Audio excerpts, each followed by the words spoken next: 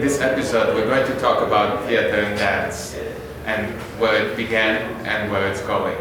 To do that, I have brought in a former theater performer from Serbia and currently a dance instructor in the ballroom world, Miloš Jajic. Welcome. Thank you so much. So to begin, I would like Miloš to tell us a little bit about his background and to introduce us to how he got to where he is today, and then what role did theater and dance play in his career. Thank you, David, so much. My name is Miloš Jajic, as David said. I'm 32 years old and I started dancing ballroom when I was 7. I have been a 4-time national champion in Latin in Serbia. That's where I come from. Later on, I kept on dancing, but I also went to universities. The first one was University of Philology and the Faculty of Philology in University of Belgrade, and then I studied acting in University of Pristina. And during the whole time of my studies, I was actually working in the theater as well. So technically, I combined ballroom and jazz dance that I learned a lot from Chad Walker, Broadway director and choreographer, and actually one of the Bob Fosse's assistants. Later on in 2015, he actually invited me and gave me the scholarship for the Jacob Spillow Music Festival. That's like jazz theater festival in Massachusetts, in the United States. 24 people were chosen out of the whole world. And yeah, so technically I kept on doing the ballroom, but mostly I've been in theater for like 10 years afterwards, doing jazz and combining different styles.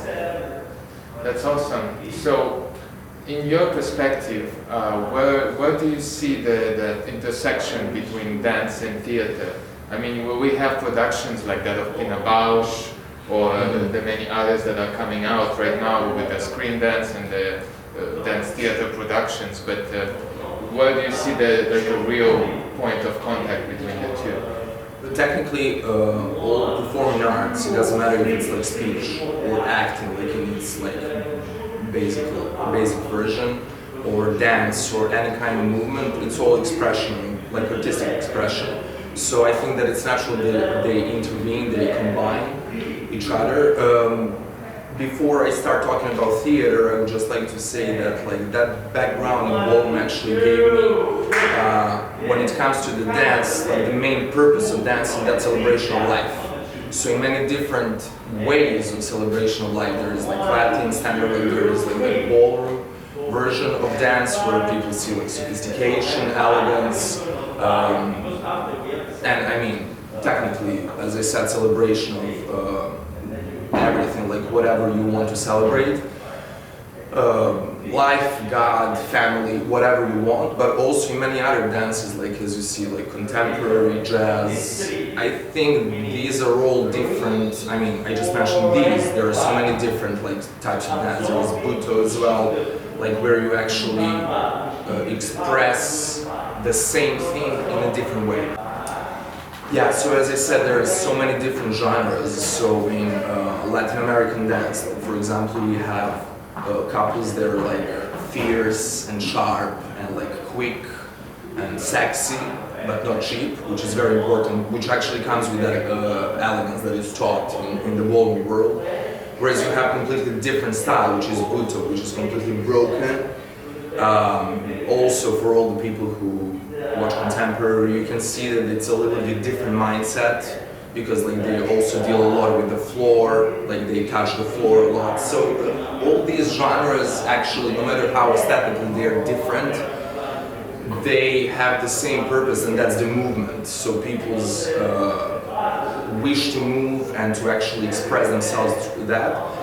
When I was in the college for acting, what was very important was a Stanislavski program where you actually learn why you do certain things on stage.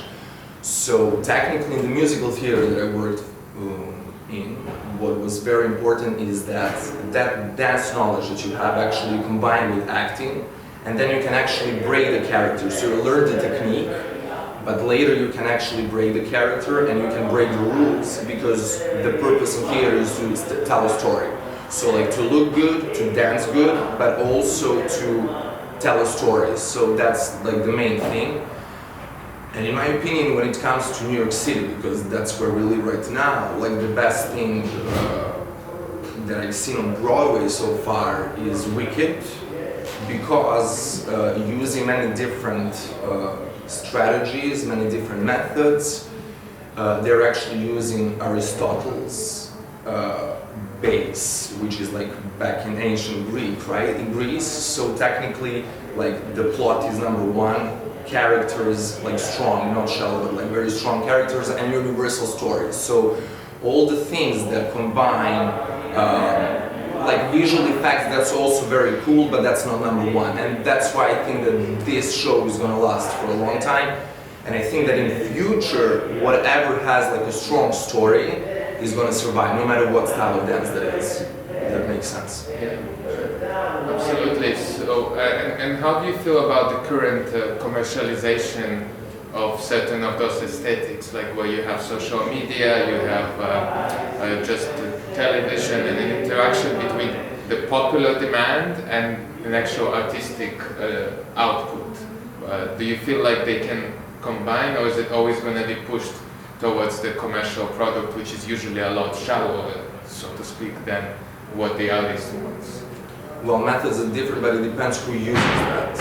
Like it really depends, because like today if you have a TikTok that is like very fast and really like super fast, you're gonna have people doing like quick things that are not of like super high quality, but also there are some, I believe, smart people who can use these popular methods to actually tell like a little bit more deeper stories and like something that is universal, that is not just like a self-promotion and ego exposed to that extreme level. Because I think that in general art is supposed to serve and not to just show yourself. And of course we all want to express ourselves and be center of attention, but with purpose of giving some message to the audience. So it's not like when it comes to social media, to me honestly it looks a little bit more like in 90% of the cases like it's an ego trip. Like it's more like, I don't want to be like pessimistic, but like that's like how I see it. Like, and that's okay, because I'm using social media as well, because like that's the platform that you're using now to promote your art.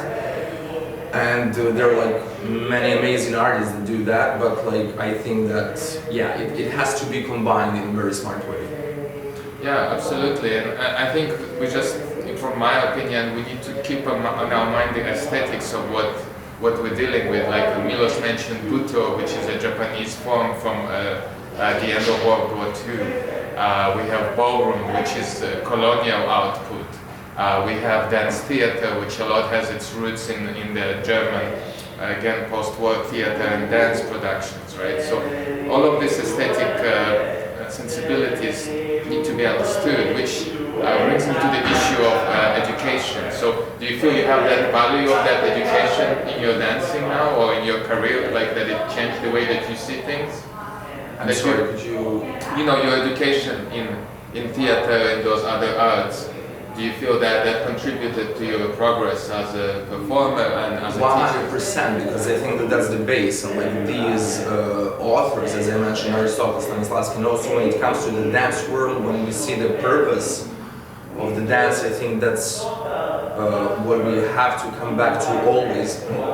Also, if we take a look back into like African society, like and we take a look at Africans, and like that kind of movement that has the purpose, like they must dance. That's the thing. So it's not just because I want to show. Of course, we want to show off, but it's like they see the purpose when they move. That's the thing. So that's what I think that is very important. The people combine, like probably like self-promotion connected with arts and also presenting the message to the audience and conveying. And yeah, as I said in the beginning, celebration of life. Perfect. Well, these are the kinds of things we'll be talking on in workshop about dance aesthetics. We'll discuss points about the theater, points about dance, different dance styles, different cultures, and how they intersect in how we learn and perceive dance practice. So if you have any questions, or if you want to get in touch with myself or with Milos, feel free to contact us through our website, utevsky.com, or on the Instagram that we're going to post this, as well as on Facebook at Utevsky Bespoke Dance Education. And I want to thank my guest. Thank you. It's been great, and we'll post links to everything in the description.